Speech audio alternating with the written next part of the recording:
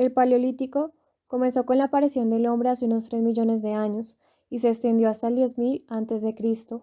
Fue la etapa más prolongada de la Edad de Piedra, que se caracterizó por el uso de herramientas muy rudimentarias como la piedra astillada. El periodo del Paleolítico se caracterizó por las poblaciones que eran nómadas y solían movilizarse en pequeñas tribus o grupos reducidos. Las actividades principales eran la recolección de frutos y la caza. Se dio el descubrimiento del fuego durante el Paleolítico inferior. El hombre se refugiaba en chozas precarias y cavernas, de allí el origen del hombre cavernícolas, que también recibieron los humanos de este periodo. Se fabricaron las primeras herramientas rudimentarias hechas con piedras partidas, luego mejoraron e incluyeron materiales como la madera y el hueso. Surge el arte como evidencia del desarrollo cultural. Se practicaba la pesca, desarrollada por el hombre neandertal durante el periodo inferior. El lenguaje primitivo permitió el desarrollo de estructuras sociales. Durante la última etapa del Paleolítico, los humanos desarrollaron la capacidad de comunicarse y como consecuencia lograron organizarse en poblaciones con mayores integrantes y practicaron la división de roles y funciones dentro del clan familiar. Los hombres salían a cazar y se ocupaban de proteger a las mujeres y los niños. Las mujeres se ocupaban de cuidar a los niños, de recolectar frutos y de trabajar las pieles de los animales que destinaban como abrigo y para la construcción de viviendas. El Mesolítico fue una etapa que distingue el fin de la era de hielo a la era glacial y marca el inicio de una vida diferente bajo un clima más templado y cálido. La vida del hombre en este periodo comenzó a experimentar cambios y fue apareciendo el sedentarismo. La sociedad humana también empieza a cambiar y surgen las primeras familias, luego colonias y también tribus. Se conoce la pesca y se desarrollan técnicas para cazar peces. La caza y la pesca se desarrollan mucho más debido a la creación de armas especiales para estos trabajos, como redes, anzuelos y hasta embarcaciones. En este periodo se empieza a implementar la práctica de enterrar a los muertos en cementerios y se crean trineos para la movilización de estos. El hombre que habitó en esta etapa de la historia se conoció como Homo sapiens, y esto se debe a todo el desarrollo o avance que tuvo la humanidad en este lapso de tiempo. Entre estos cambios o avances que logró el hombre, podemos mencionar el hecho de que deja de ser nómada y se asienta en regiones de forma permanente, logrando construir poblados y aldeas. Además, logra desarrollar herramientas más fuertes y duraderas con piedra pulida, trabaja el campo a través de la agricultura y con la ayuda de animales domesticados consigue transportar de forma más sencilla y a mayor escala todo lo que produce, contribuyendo hacia el comercio. Todos estos cambios sentaron las bases para una sociedad futura más desarrollada y evolucionada en ámbitos como la vestimenta, la alimentación y la seguridad.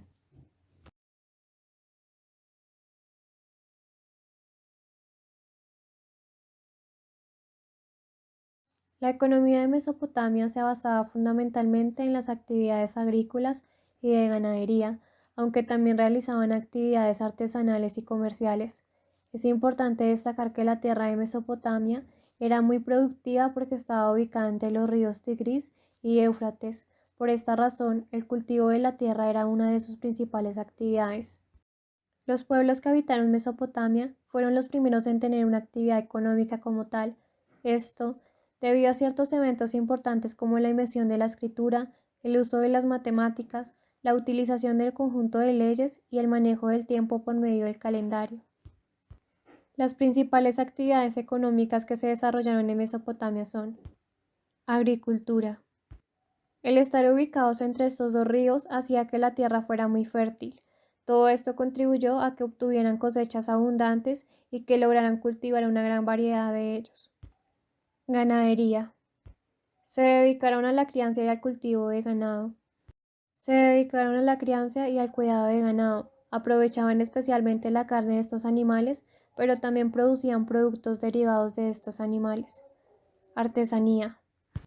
Entre los productos artesanales más importantes se encuentran los tejidos elaborados con la lana de las ovejas que criaban, elaboraron esculturas de madera, hicieron curtido de pieles y fabricaron objetos de metal y de cerámica, hicieron tablas de arcilla cocidas donde quedaban estampados sus escritos. Comercio. Tenían rutas comerciales que les ayudaron a poder hacer intercambios con otros pueblos, especialmente con India y Egipto. En sus inicios los intercambios se efectuaban por medio del trueque, pero con el paso del tiempo empezaron a utilizar lingotes de oro y plata, utilizaron, utilizaron una representación de moneda que denominaron talento. Tenían rutas comerciales marítimas y terrestres que les ayudaron a poder comerciar con muchas poblaciones y regiones. Comercializaban productos que producían especialmente la agricultura y la ganadería, las que cambiaban por materias primas. Las actividades comerciales eran registradas en unas tablillas. Metalurgia y ebanistería. Trabajaron con metales como el cobre y el bronce para fabricar armas y herramientas de trabajo. Textiles. Dado que se dedicaron al pastoreo y crianza de animales como las ovejas, obtenían de estos animales una gran cantidad de lana que era utilizada para realizar prendas de vestir. Estas prendas eran usadas para su propio consumo y para intercambiarlas con los pueblos con los que intercambiaban. Construcción.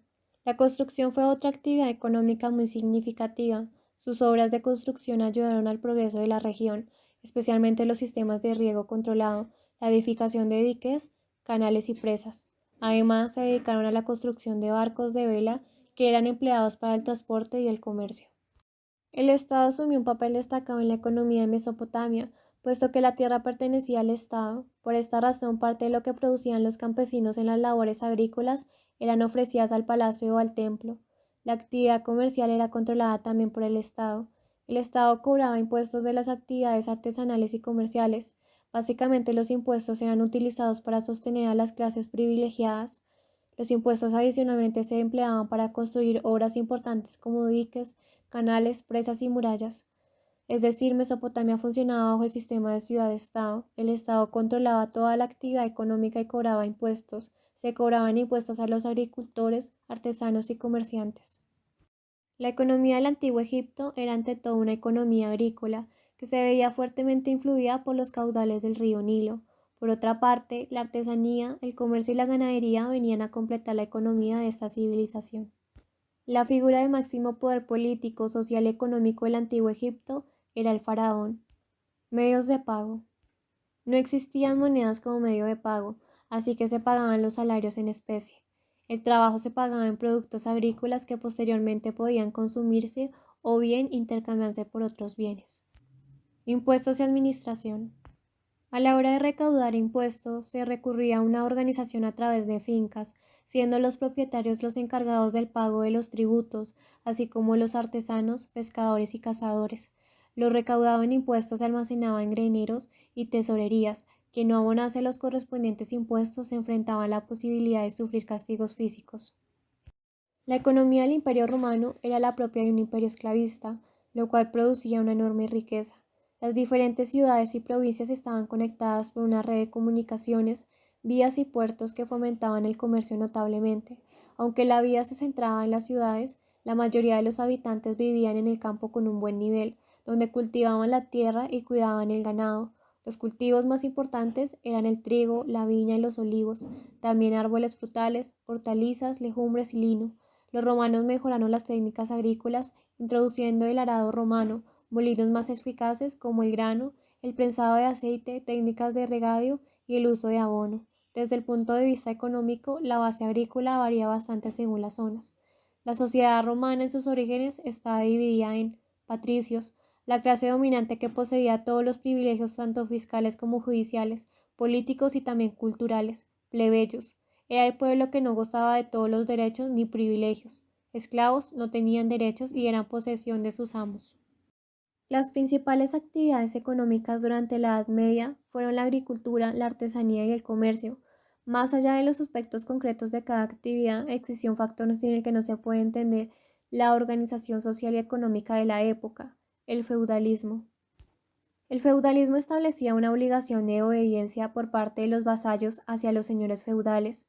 Debían trabajar las tierras de cultivo siempre en manos de la nobleza, a cambio de protección ante cualquier ataque. La mayor parte de la producción se entregaba al señor feudal. Los vasallos y siervos vivían en condiciones muy precarias y en muchos casos estaban ligados a la tierra que trabajaban. Pago de tributos. Los siervos debían pagar en especie el derecho a vivir en esas tierras y los vasallos a su vez debían pagar cuantiosas rentas, también generalmente en especie. Estas rentas se pueden considerar tributos. Otro tributo era el diezmo, originariamente una contribución para garantizar la manutención del clero. Sistema cerrado. El feudalismo fue un sistema económico-social cerrado, sin posibilidad de movilidad de clases.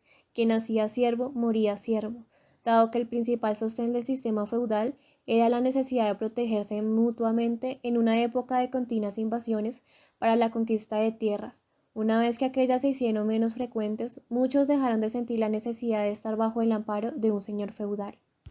De a poco fueron surgiendo los burgos, pequeñas aldeas en las que los artesanos y comerciantes practicaban una economía libre, y así el sistema feudal fue cediendo a su lugar, permitiendo el nacimiento de un nuevo concepto, el de la burguesía. Concentración del poder. Todos los poderes jurídico, económico y político quedaban a cargo de los señores feudales y de los miembros del clero. El resto de la población no tenía injerencia alguna en las decisiones. Edad moderna, cambios políticos y sociales.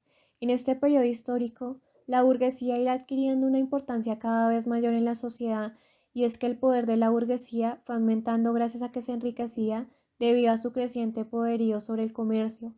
Por otra parte, los estados crearán sus propias leyes, que dejarán de estar suspendidas a las normas morales de la Iglesia.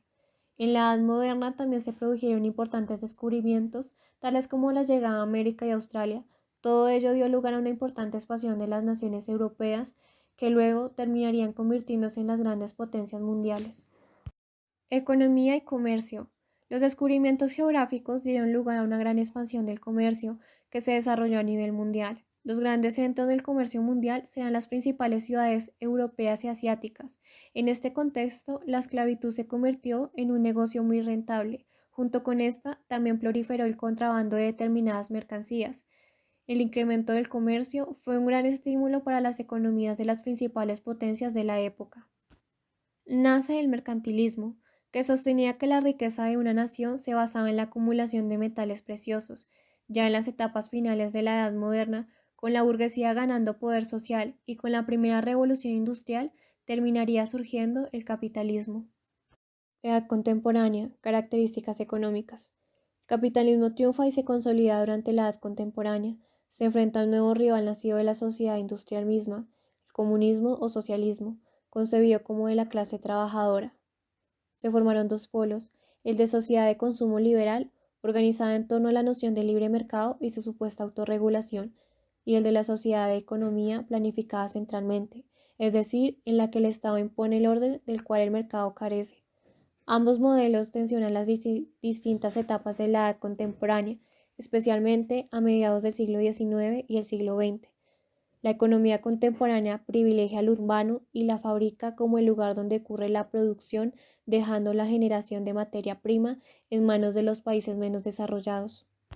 A finales del siglo XX, avanza la integración de los mercados y el surgimiento de una economía globalizada, que permite a los intereses económicos de un hemisferio invertirse sin problema en el otro. Características sociopolíticas. Nace la sociedad de las clases sociales, separadas ya no por su nacimiento, sino por su capacidad de consumo y de generación de dinero. Con ella surgió un nuevo rival histórico de la burguesía mandante, el proletariado, resultado de la transformación del campesino medieval en trabajadores urbanos. La edad contemporánea se caracterizó por la implementación de gobiernos totalitarios que se oponían a las nuevas ideas de libertad y de derechos humanos, la consolidación del sistema capitalista y de la burguesía, en parte debido a la revolución industrial, la creciente división económica entre el primer y el tercer mundo, a pesar de la descolonización que permitió la independencia de varias naciones, las disputas y los enfrentamientos entre las potencias europeas que desencadenaron guerras sin precedentes, el avance de Estados Unidos como potencia mundial, el desarrollo tecnológico aplicado a las comunicaciones, a la producción industrial, a la salud y al desarrollo urbano.